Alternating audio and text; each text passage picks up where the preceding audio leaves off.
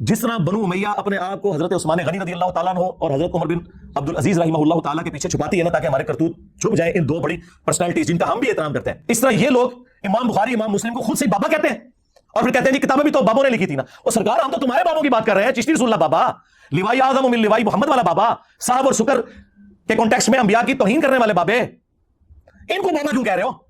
ये अगर बाबे होते तो इनकी किताबें नहीं आ रखी होती। इन बाबों को हम भी मानते हैं, हम उन बाबों को मानते हैं जो किताबों को मानते हैं, जो अपने नबी के गद्दार हैं, उन बाबों को नहीं मानते। इनके पीछे क्यों छुप रहे हो? मुझे बताएं, क्या अबू लहब को रसूलुल्लाह के पीछे छुपाया जा सकता है हाशमी कह के? नहीं। इसी तरीके से बनु उमैया को हजरत उस्मान और हजरत उमर बिन अब्दुल अजीज रज़ियल्लाहु अन्हुमा व अलैहिमुस्सलाम के पीछे नहीं छुपा सकते।